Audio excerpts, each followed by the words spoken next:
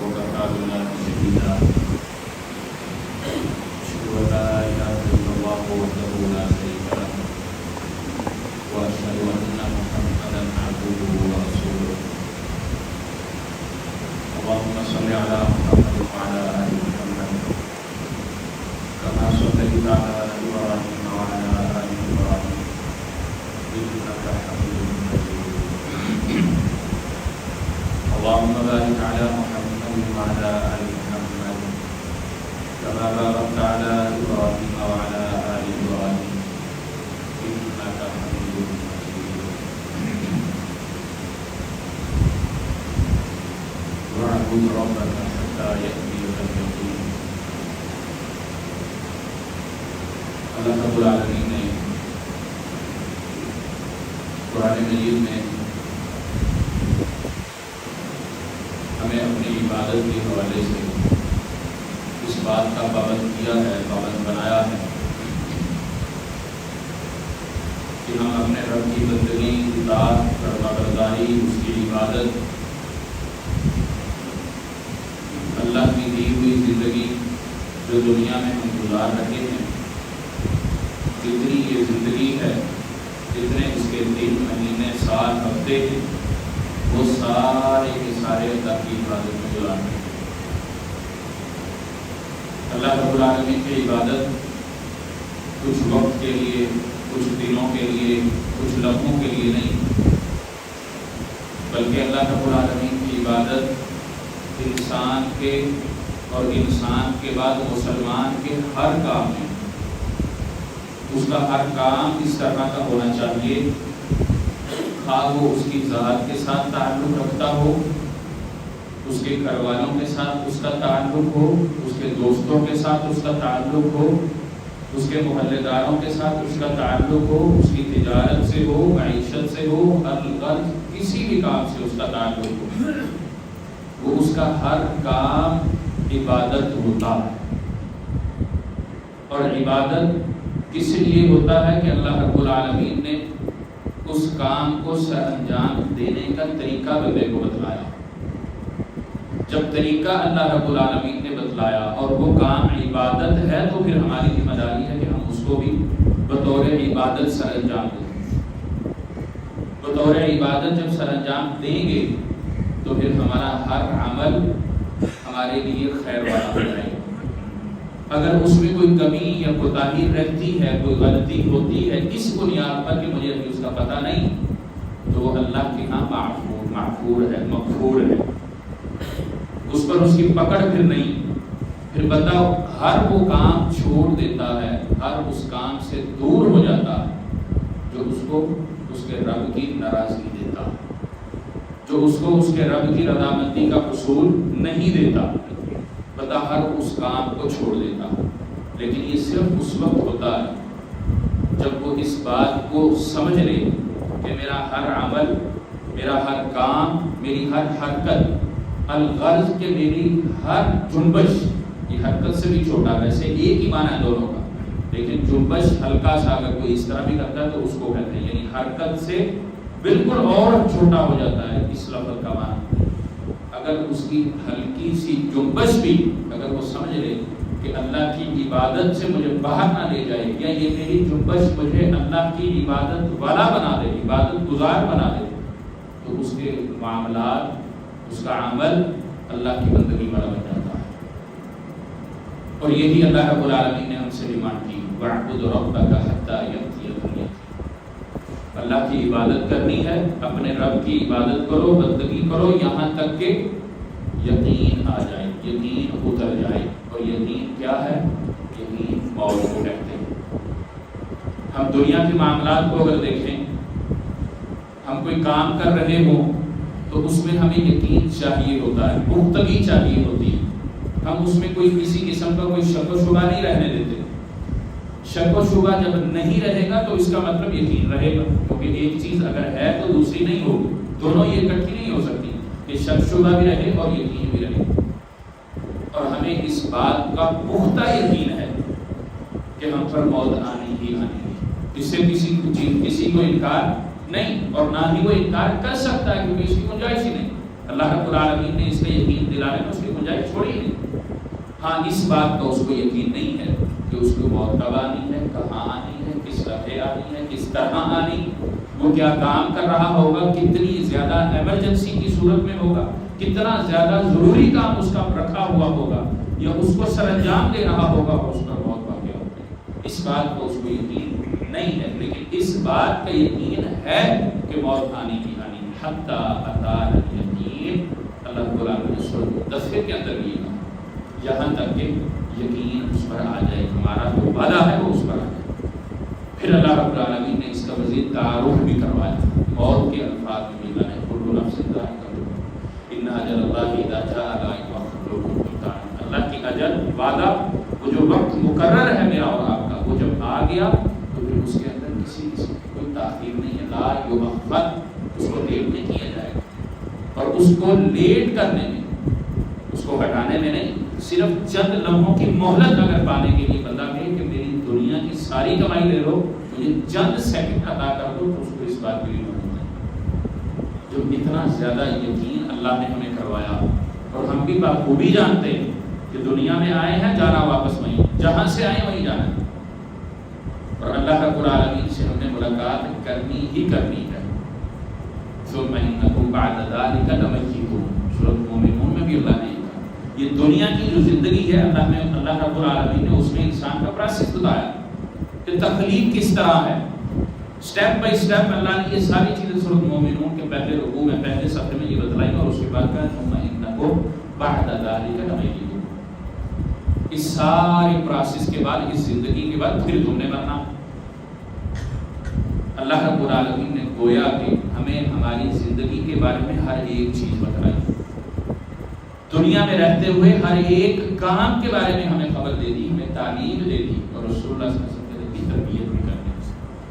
اور مزید اللہ رب العالمین نے ہمارے اس پروسیس کا کچھ اس طرح سے بھی ذکر کیا، اللہ الذی خلقکم من ضعف، اللہ رب العالمین نے تمہیں پیدا کیا کمزور پیدا کیا، پھر اللہ نے ثم جعل من قوت، اللہ نے طاقت دی۔ انسان اپنا پروسیس اگر دیکھے، پیدا ہوتا کھا بھی نہیں سکتا، دانت نہیں ہے اس کے، روتا ہے، چل پھر نہیں سکتا، بیٹھ نہیں سکتا، سوچ بوجھ نہیں ہے، سمجھ نہیں ہے، گفتگو نہیں کر سکتا، اپنی ضروریات بتا نہیں سکتا، یہ کمزور ہے۔ اس کو اگر اپنی جگہ بدلنی ہے تو دوسرے کا وہ محتاج ہے، وہ اس کو اٹھا کر دائیں بائیں لے کر جائے، اس کو قضائے حاجت کا نہیں پتا۔ یہ ساری چیزیں جو اس سے تعلق رکھتی ہیں اس کی ضروریات کے اندر ہے، لیکن وہ اتنا زیادہ کمزور ہے کہ وہ ان کو سر انجام نہیں دے سکتا۔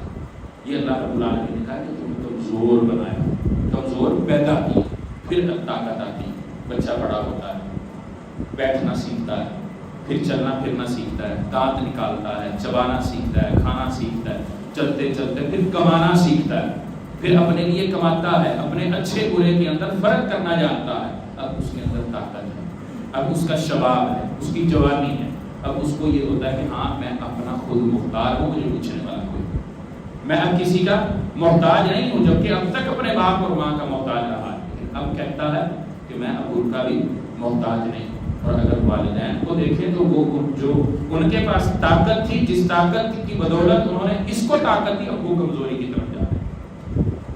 یہ اللہ رب العالمین نے سسٹم رکھا ہے، یہ اللہ رب العالمین نے ہمیں ہمارے بارے میں آگاہ کیا ہے، یہ طاقت ملتی ہے۔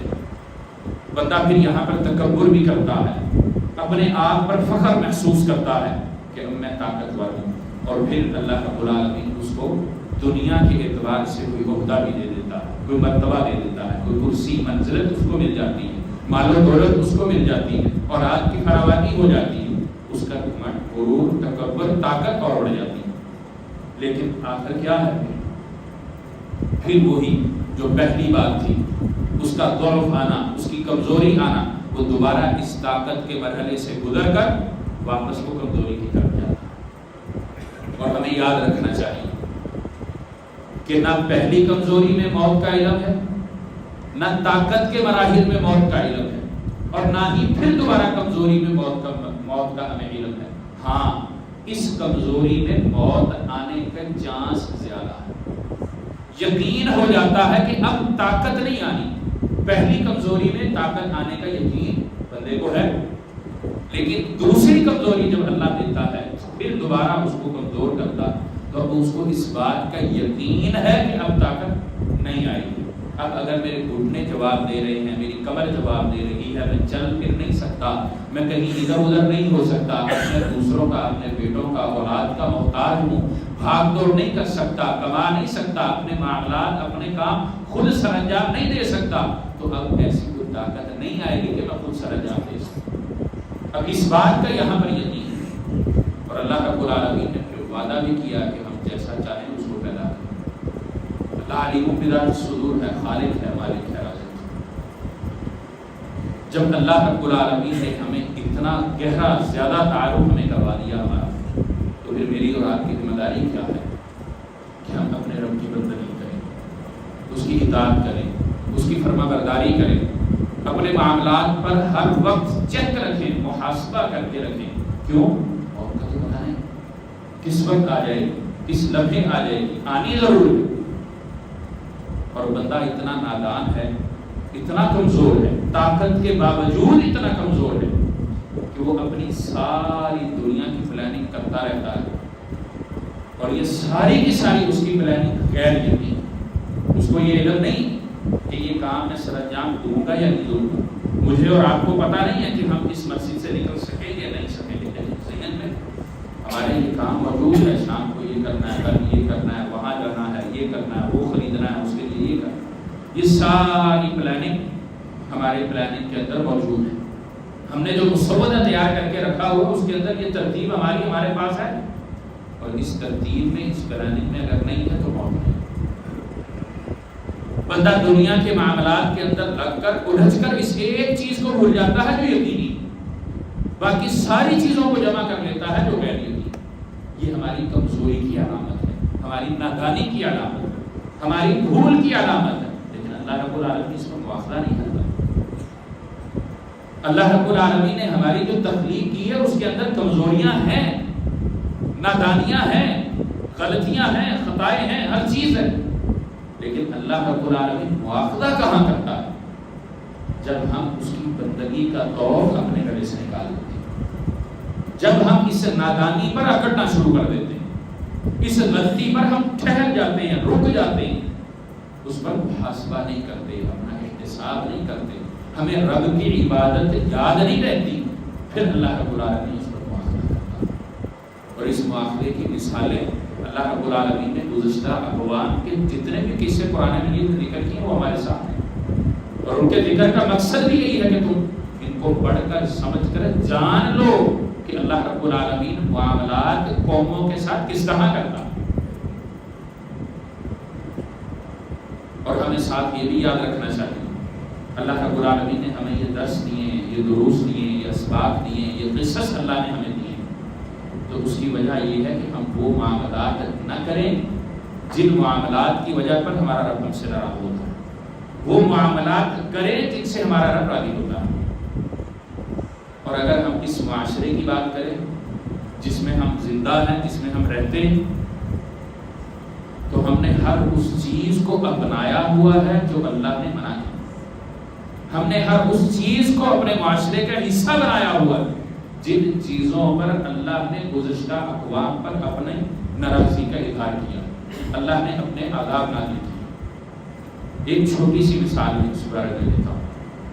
اللہ رب العالمین نے شعیب علیہ السلام کی قوم پر عذاب جو نازل کیا اس کی وجہ کیا تھی، اس کا سبب کیا تھا؟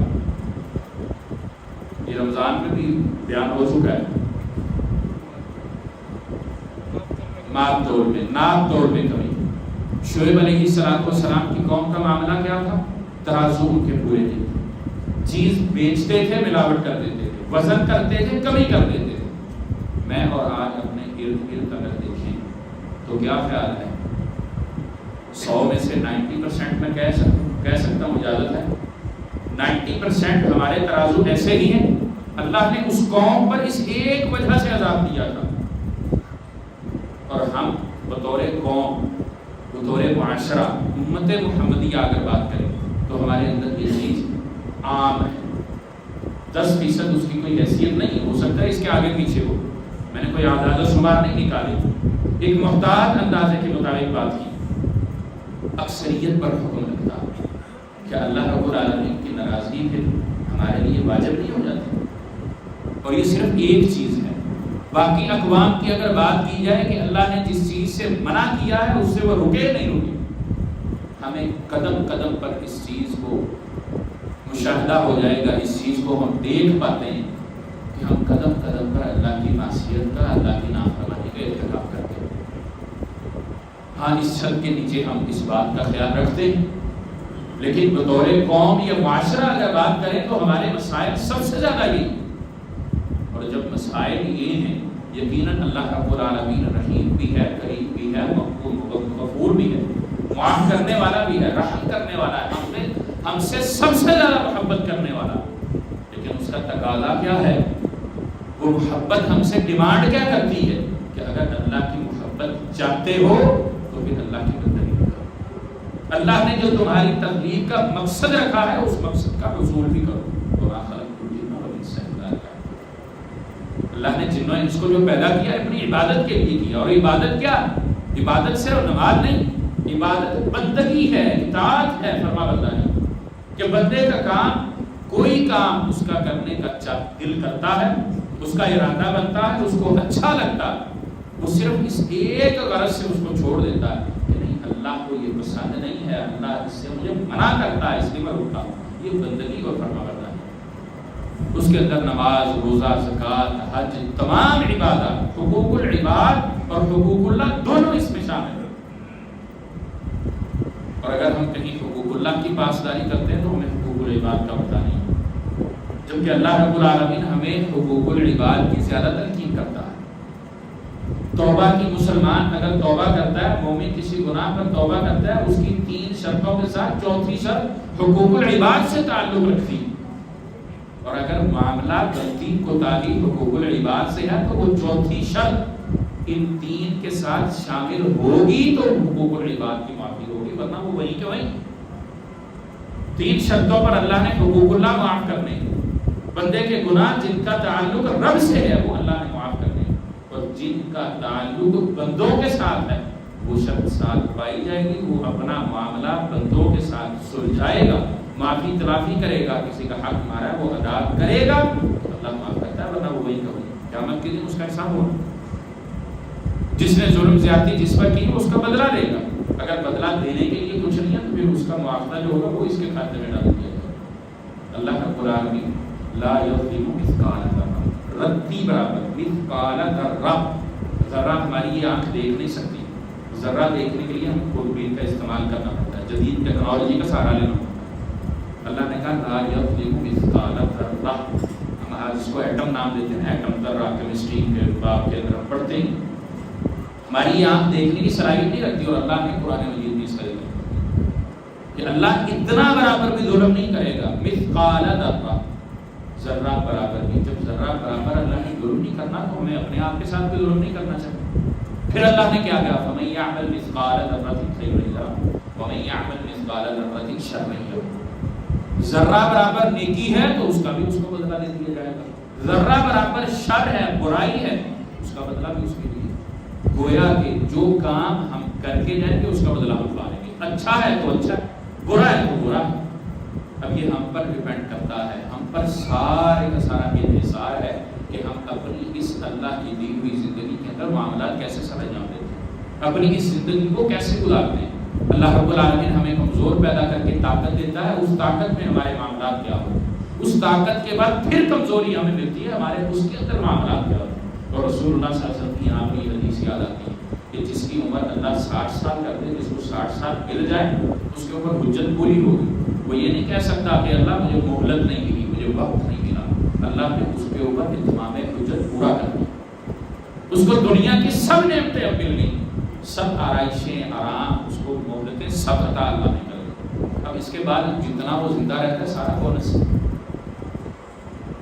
اب اس کے اندر اس کو رب سے تعلق کو مضبوط کر لینا چاہیے، کیونکہ اب اس مرحلے کے بعد طاقت نہیں آئی. پہلے مرحلے میں تو اس کو کہیں نہ کہیں ہے کہ ہاں طاقت آ گئی، اور ہم یہ بخوبی مشاہدہ کرتے ہیں بندے کی کمزوری ہے کہ کہ وہ جب اپنی آنکھوں سے کسی چیز کو دیکھتا ہے نا، مشاہدہ کرتا ہے، اس کو پھر زیادہ یقین ہوتا ہے، یقین کے بعد پھر زیادہ وہ عمل کرتا ہے، اس کے لیے محنت کرتا ہے، تگ و دو کرتا ہے، بھاگ دوڑ کرتا ہے۔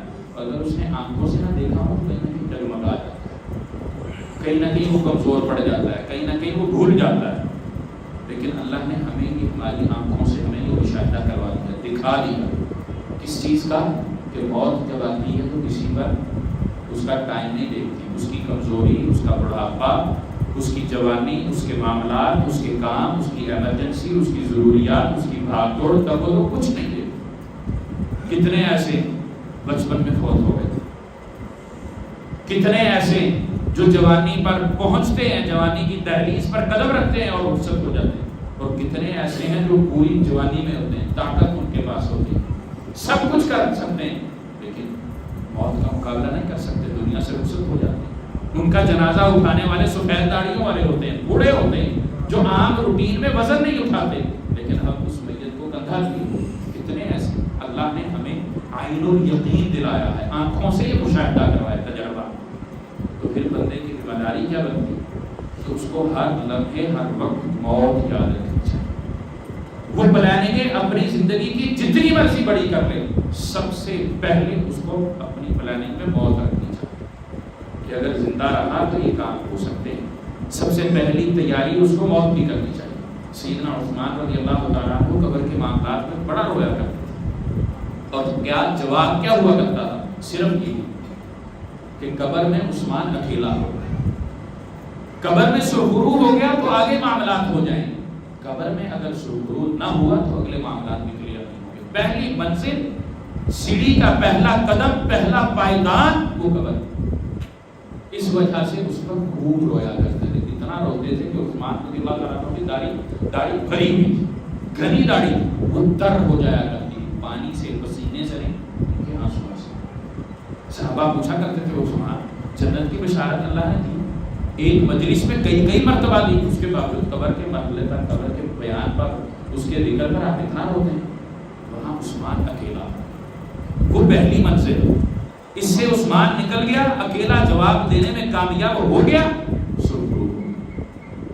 صحابہ کرام رضوان اللہ علیہم اجمعین کی زندگی بھری ہوئی، اس طرح کی مثالیں بے شمار۔ پلاننگ وہ بھی کیا کرتے تھے، انسان اللہ نے ان کو پیدا کیا، معاملات ان کے ساتھ ہی تھے، اور یاد رکھیں جو سہولیات اللہ نے آج ہمیں دی ان کو نہیں تھی۔ ان کے پاس ایسی تیز ترار سواریاں نہیں تھیں، ایسی جدید ٹیکنالوجی نہیں تھی، بجلی کی سہولت نہیں تھی، جس کو پتھر کا زمانہ آج ہم کہتے اور سمجھتے ہیں، وہ اس سے بھی پیچھے کے زمانے میں۔ مکہ سے مدینہ آج ہم 5-6 گھنٹوں میں سفر کر لیتے ہیں، ان کو 15-20 دن لگا کرتے ہیں۔ اونٹ پر سواری کرتے ہیں، پیدل سواری کر رہے ہیں، پیدل سفر کر رہے ہیں، ان کی یہ سواریاں ہوا کرتی تھیں۔ اللہ نے ہمیں آج نعمتوں سے نواز دیا، اور قربانیاں انہیں کی۔ دین اور اسلام کے لیے جو قربانیاں انہوں نے دی وہ بھی ہمارے پاس نہیں، لیکن بدلہ اللہ رب العالمین نے ہمیں ضرور عطا کیا ہے۔ اور پھر اس بدلے کے بعد ہم پر پھر یہ ذمہ داری عائد ہوتی ہے کہ ہم اس کی پاسداری کریں، اس کی حفاظت کریں، اس کا رب پر شکر ادا کریں، ان سب چیزوں پر اپنے رب کا شکر ادا کریں۔ اور شکر بھی کس طرح ادا ہوگا؟ جب ہم اپنے رب کی عبادت کریں، جب ہم اس کی بندگی میں اپنی زندگی گزاریں گے، جب ہم ہر کام، اپنا ہر فعل اس کی اطاعت کے اندر گزاریں گے، جب ہم کام کرنے سے پہلے سوچیں گے، پرکھیں گے، چیک کریں گے کہ یہ میرا کام اللہ کی فرما برداری میں مجھے رکھے گا، اس کی اطاعت میں رکھے گا یا نکال دے گا، اس کے بعد وہ اس کام کو سر انجام دے گا۔ اگر فرما برداری والا ہے بڑھ چڑھ کر کرتا ہے، اگر نافرمانی والا ہے تو اپنے آپ کو روک لیتا ہے، اور یہی تقویٰ کی بہترین مثال بھی ہے، اس کی تعریف۔ لیکن افسوس، ہائے افسوس، ہم بہت سخت دل ہیں، ہمارے دل نرم ہونے کے لیے تیار نہیں۔ اللہ رب العالمین کی ناراضگی کا مشاہدہ ہم کرتے ہیں۔ 2019 میں کورونا کے مسائل تھے، 20-21 ابھی وہ چلتا ہے کہ یہ بارشوں کا مسئلہ، اس سے پہلے بارشیں نہ ہونے کے مسئلے میں ہم تھے۔ آپ چولستان کو یاد کریں، یہ تھر کا علاقہ، روہی کا علاقہ دیکھیں، یاد کریں 3-4 مہینے پہلے کی بات، ہمارا کیا معاملہ تھا؟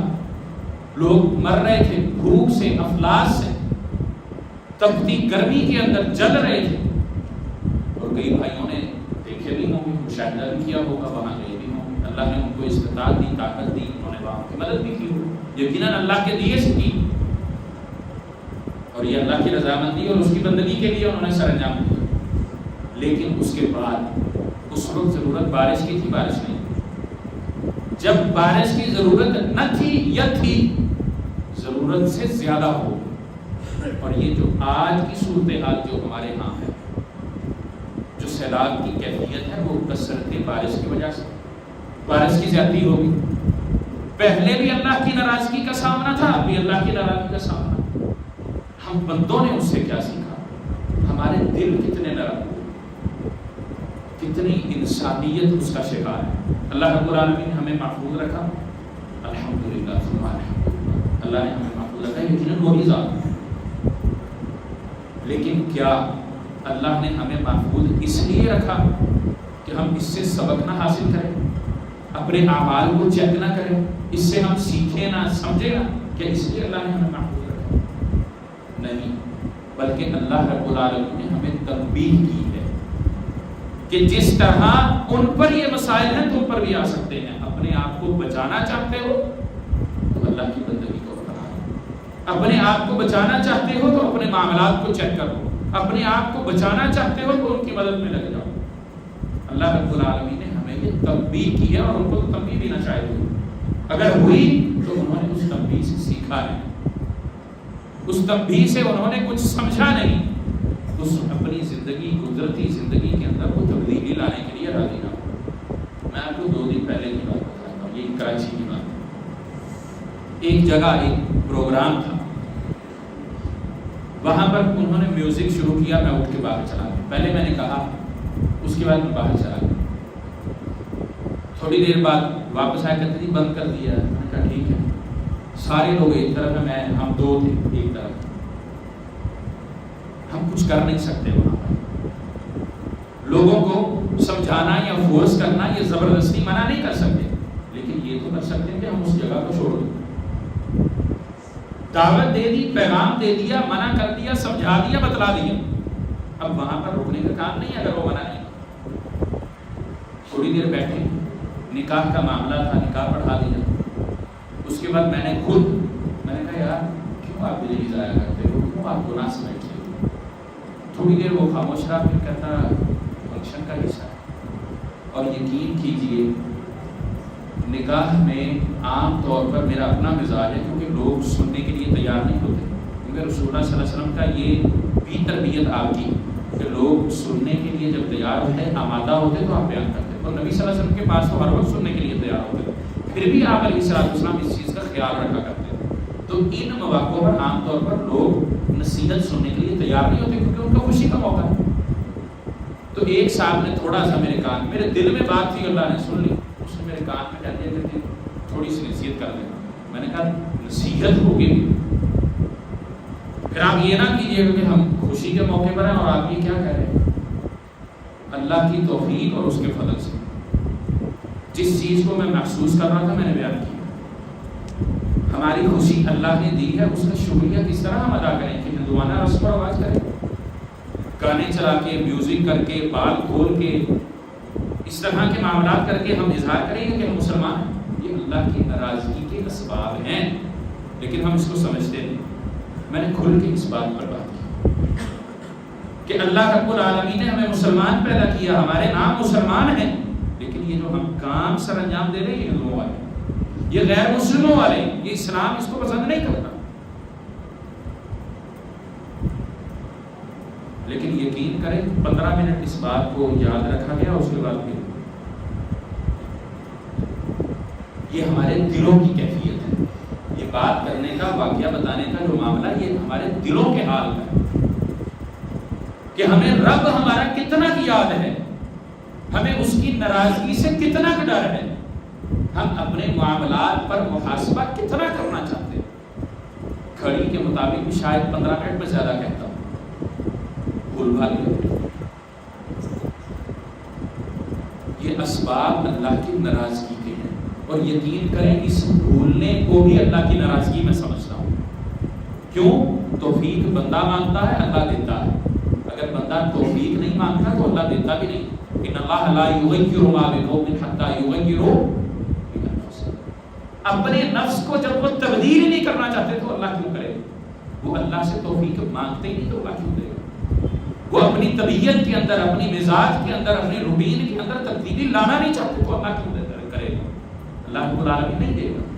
اللہ رب العالمین کا وعدہ وہی ہے جب ہم محنت کریں گے، اپنے آپ کو بدلنے کی کوشش کریں گے، اپنے معاملات کو سلجھانا چاہیں گے، اپنے معاملات پر چیک رکھیں گے، اللہ کی بندگی میں آنا چاہیں گے، اس کی نافرمانی سے نکلنا چاہیں گے، اطاعت میں آنا چاہیں گے، نافرمانی کو چھوڑنا چاہیں گے، پھر اللہ رب العالمین ہمارے لیے ان راستوں کو ہموار کرے گا. پھر مدد اور نصرت ہمیں دے گا. اور اللہ کی یہ بات ہے وَلَا تَهِنُوا وَلَا تَحْزَنُوا وَأَنْتُمُ الْأَعْلَوْنَ إِن كُنتُم مُؤْمِنِينَ. اللہ نے مومن ہونے کی شرط لگائی اور اللہ نے مسلمان نہیں کہا.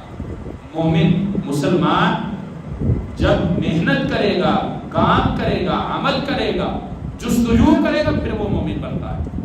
اور مومن کی پہچان کے لیے اللہ نے ایک آیت بھی بتائی. اللہ کا کلام موجود ہے سورۃ الانفال. انما المؤمنون الذین اذا ذکر اللہ وجلت قلوبهم واذا تليت عليهم آیاتہ زادتهم ایمانا وعلی ربهم یتوکلون. اللہ نے لیبارٹری ہمیں دے دی، ایمان چیک کرنے کی. اللہ کی آیات، اللہ کی نشانیاں، علامات، یہ اللہ کی نشانی ہے. یہ سیلاب کی صورتحال، قحط سالی کی صورتحال، یہ اللہ کی نشانیاں ہیں، علامات ہیں، اللہ کی ناراضگی کا اظہار ہے. اس سے ہمیں سمجھنا سیکھنا چاہیے. اور اگر ہم اس سے سمجھتے سیکھتے نہیں تو ہم مومن نہیں.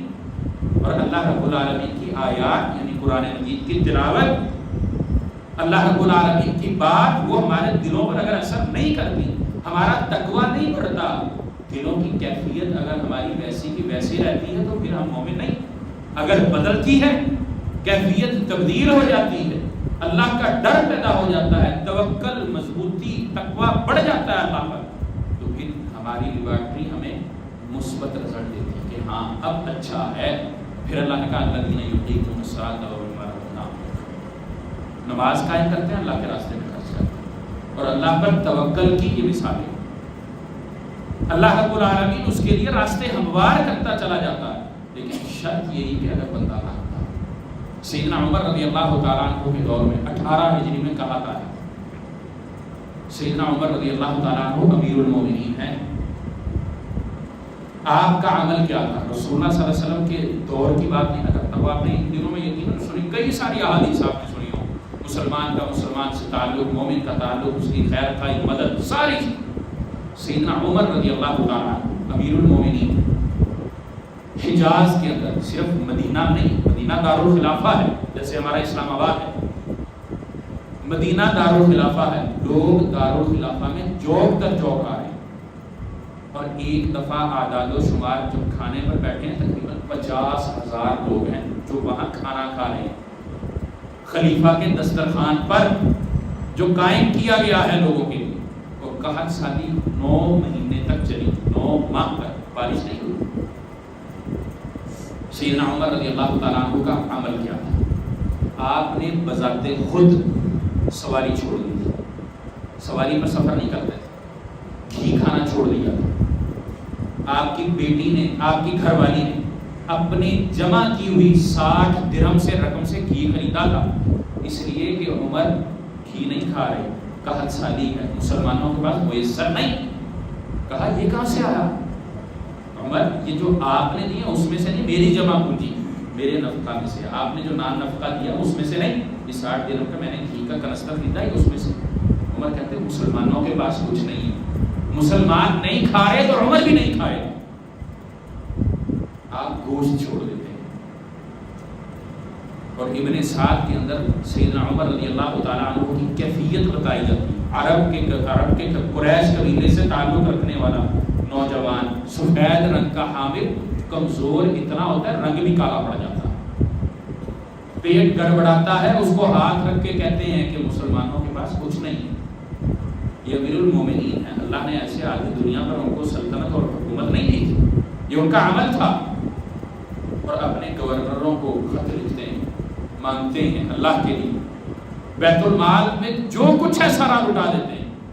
اللہ سے دعا کرتے ہیں، التجا کرتے ہیں، گڑ گڑاتے ہیں. اور آپ کا خادم اسلم، اس کا نام اسلم، وہ بیان کرتا ہے کہ عمر رضی اللہ تعالیٰ عنہ اپنی پیٹھ پر بوریاں اٹھا کر مسلمانوں تک پہنچاتے ہیں، رات کو خبرگیری کرتے ہیں.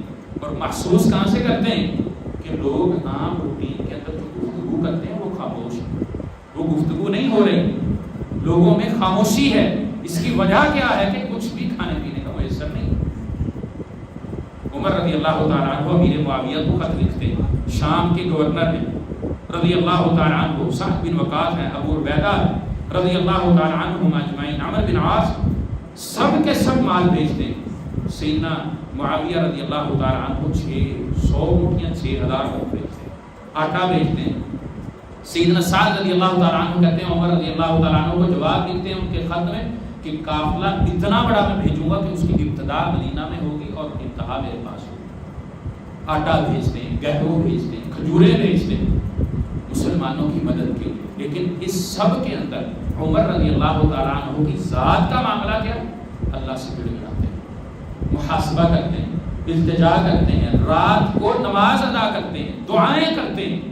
اور آپ کے چچا رضی اللہ تعالیٰ عنہ نبی علیہ السلام کے چچا عبداللہ بن عباس کو لے کر ساتھ جاتے ہیں، آئیں اللہ سے دعا کریں، بارش مانگیں.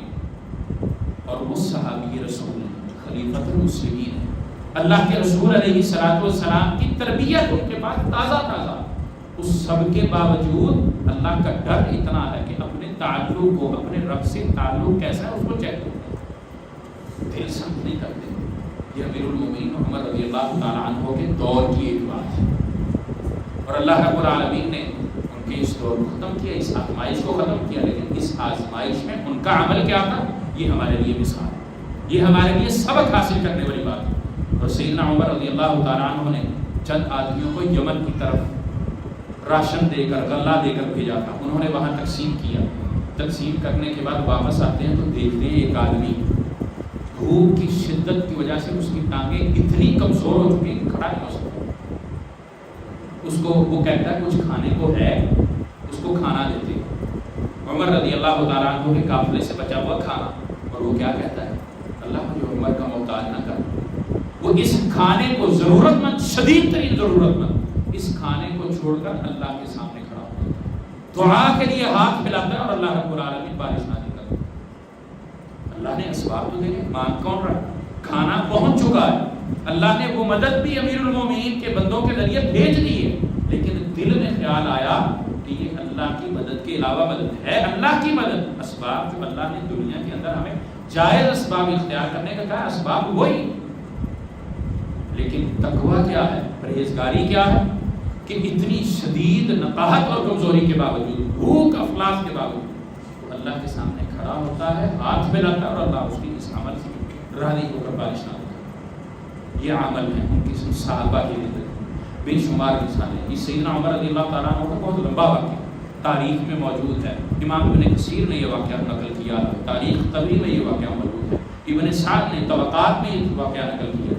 عمر رضی اللہ تعالیٰ عنہ پر جو کتابیں لکھی ہیں ان کے اندر یہ موجود 18 ہجری کا یہ ہے. اور اس عام کو، اس سال کو رمادہ کہا جاتا ہے، عام الرمادہ. کیوں؟ ہر چیز سوکھ گئی، راکھ. رمادہ راکھ کو کہتے ہیں، راکھ والا سال. ہر چیز فنا ہو گئی، جانور، کھیتی، پانی. جب پانی ہی نہیں تو پھر کچھ نہیں. اللہ نے بھی ہر چیز کو پانی سے پیدا کیا اور پانی کا ہی ہمیں آسان. آئیے اپنے معاملات کا محاسبہ کریں، اپنی موت کو یاد کریں، کیونکہ اللہ کے سامنے ہم نے جانا ہی جانا. اپنے عمل کا محاسبہ کر لیں. آج اللہ نے ہمیں مہلت دی ہے، وقت دیا ہے، فرصت عطا کی. ان کو چیک کر لیں کہ وہ کیسے ہیں، اچھے ہیں یا برے. اگر برے ہیں تو تبدیل کرنے کے ہمارے پاس موقع، اگر اچھے ہیں تو ان میں اضافہ کرنے کا ہمارے پاس موقع. کیونکہ جنت میں جانے کے بعد بھی بندہ یہی کہے گا، ہائے کاش مجھے پتا ہوتا کہ ان اعمال کا بدلہ اللہ نے ایسا دینا ہے تو میں اور بڑھ کر یہ عمل کرتا. اور جب برے ہوں گے اس معاملے میں جائے گا، ادھر تو اس نے پچھتانا ہی پچھتانا ہے. اللہ نے ہمیں آج مہلت دی ہے، اس مہلت اور فرصت سے ہمیں بھرپور فائدہ اٹھا کر اپنے معاملات کو درست کر لینا چاہیے، اپنی انا کو مار لینا چاہیے، اپنے نفس پر اپنا کنٹرول حاصل کر لینا چاہیے، اپنے آپ کو، اپنے جسم کو، اپنے گھر کو اللہ کی بندگی اور فرمانبرداری میں لے آنا چاہیے. اور یقین کریں اللہ رب العالمین یہ آزمائشیں دیتا ہے بندوں کو ہلانے کے لیے. جھنجھوڑنے کے لیے، جگانے کے لیے، دلوں پر لگے ہوئے زنگ کو اتارنے کے لیے۔ ہمیں اپنے زنگ کو بھی اتارنا ہے، اپنے دلوں کو بھی صاف کرنا ہے، اپنے معاشرے کو بھی کرنا ہے۔ ہم اپنے آپ کا تو چلو کر لیں، جو یہاں نہیں ہے یا جن تک یہ بات نہیں پہنچتی ان تک کریں۔ بات کا مقصد بھی یہی ہوتا ہے، تعلیم کا مقصد بھی یہ ہوتا ہے کہ اس کو عام کریں۔ خیر خواہی سب سے بڑی ہے بھی خیر الناس من ینفع الناس، لوگوں کا نفع کرنے والا ہی بہترین لوگوں میں سے ہے۔ خیر الناس، یہ رسول اللہ صلی اللہ علیہ وسلم نے فرمایا، خیر الناس من ینفع الناس، لوگوں کا نفع سے ہوتا ہے۔ نفع صرف یہی نہیں آپ کسی کو پیسے دے دیں، کسی کو مال دے دیں، کسی کو بھوکے کو کھانا کھلا دیں، بلکہ نفع لوگوں کا چاہنا یہ بھی ہے کہ میں نیکی کروں، میں نماز پڑھوں، میں عبادت کروں، میں اللہ کی فرما برداری کروں، تو میں اپنے بھائی کو بھی کروں، اپنے ساتھی کو، اپنے دوست کو، اس کو بھی دعوت دوں۔ ہاں وہ کرتا ہے نہیں کرتا وہ بات کی بات ہے، لیکن اس کو دعوت تبلیغ تو کروں، اس کے زنگ کو اتارنے کی کوشش تو کروں، ریت مال تو ماروں، اس کو ہلاؤں جھنجھوڑوں تو صحیح، اس کو یہ احساس تو دلاؤں کہ یہ واقعات، یہ معاملات، یہ اللہ کی ناراضگی کی چیزیں ہیں، یہ اسباب ان کو اختیار کریں تو ہم اس سے نجات پا سکتے ہیں، اور اگر نہیں پائیں گے تو پھر اللہ کے پاس ہمیں جانا ہی جانا ہے۔ اگر دنیا کے اندر بھی اسی طرح تنگ ہو کر، اسی طرح آفتوں کا سامنا کر کے جائے، تو ان پر پھر ہم نے اللہ کو جواب تو دینا ہی دینا۔ اللہ رب العالمین ہمیں ان آفتوں سے، ان مصیبتوں سے، ان مشکلات سے نجات عطا فرمائے۔ اللہ رب العالمین ہمیں اپنا محاسبہ کرنے کی توفیق عطا فرمائے، ہمیں اپنے تعلق کو مضبوط کرنے کی توفیق عطا فرمائے۔ اللہ رب العالمین ہم سے راضی ہو جائے، اور جو بھی پریشان حال ہیں اللہ رب العالمین ان کی پریشانی کا حل ان کو عطا کرے۔ جن کی ہم مدد کر سکتے ہیں اللہ رب العالمین ہمیں بڑھ چڑھ کر اپنے ذات کے اعتبار سے بھی اور اپنے ساتھیوں کے اعتبار سے بھی مدد کرنے کی توفیق عطا فرمائے۔ اقول ما تسمعون وآخر دعوانا